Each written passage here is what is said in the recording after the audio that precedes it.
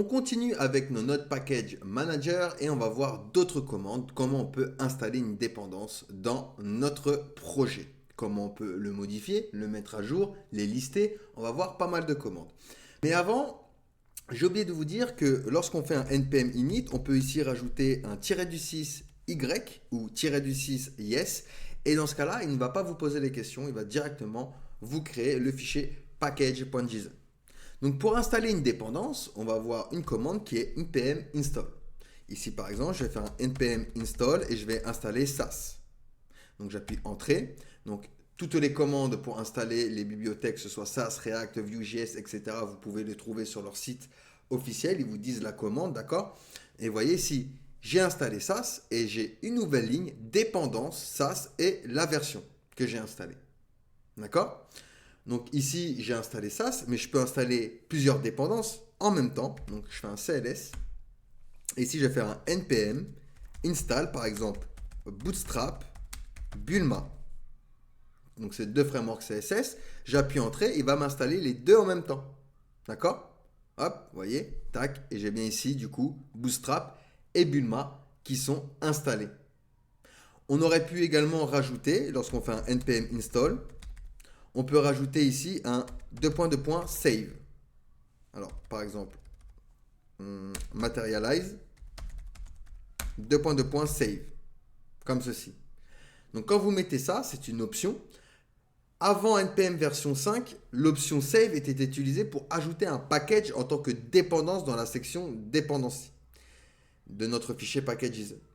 Mais maintenant, à partir de la version 5, NPM a introduit le comportement par défaut d'enregistrer automatiquement les dépendances. Il n'est donc plus nécessaire d'inclure explicitement le save. D'accord? Mais c'est une option que vous pouvez trouver dans certaines commandes.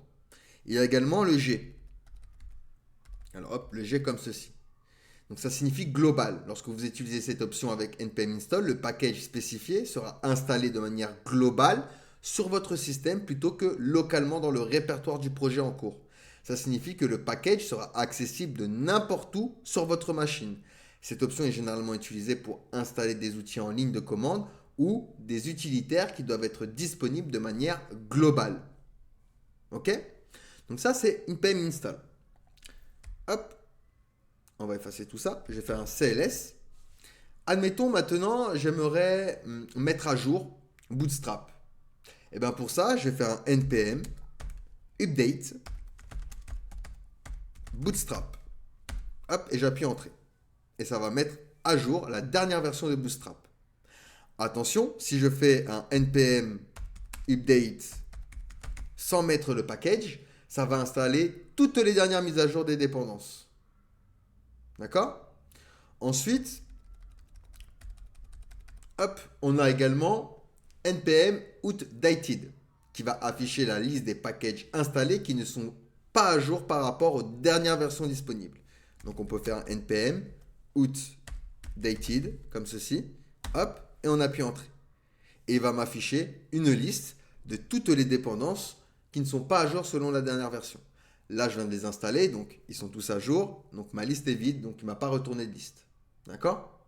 Ensuite, on a npm list qui va nous permettre de lister toutes les dépendances qui sont installées. Vous voyez, si j'ai Bootstrap, Bulma et SAS.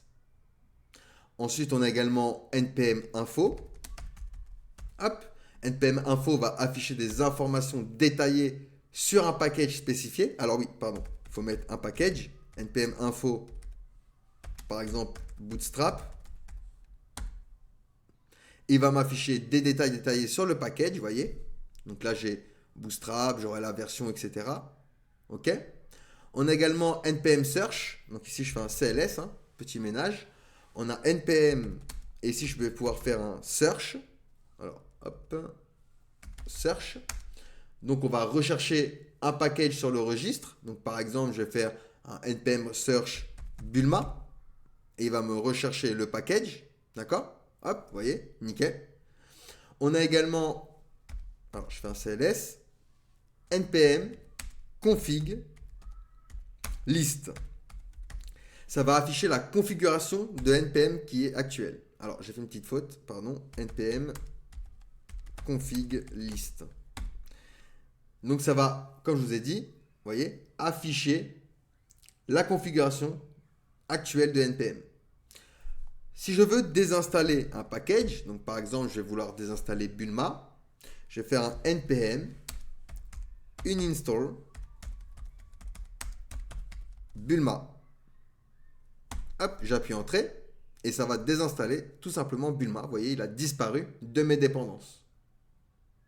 On a également npm prune. Donc ça va supprimer les packages qui ne sont pas listés dans votre fichier package.json. Si jamais vous avez d'autres packages ici, ok, et bien vous faites un npm prune et ça va effacer les packages qui ne sont pas listés dans les dépendances.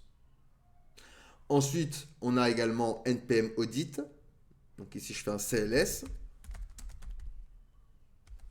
Hop, donc comme son nom l'indique, ça va analyser les dépendances du projet à la recherche de vulnérabilités de sécurité. Et vous voyez ici, 0 vulnérabilité. Donc voilà pour les commandes les plus connues pour les Node Package Manager. Lorsque vous avez un script, donc ici par exemple, je vais faire un log hello, vous pouvez exécuter le script directement dans votre terminal grâce à la commande node app.js. Ça va exécuter, je vais bien voir ici mon hello qui va s'afficher. On a également un npm run app.js par exemple, et ça va exécuter un script spécifique défini dans la section script de votre fichier. D'accord? Si vous en avez plusieurs. Ok? Donc voilà pour les commandes npm des Node Package Manager. Allez, posez-moi des questions si vous en avez, sinon on va pouvoir passer à la suite.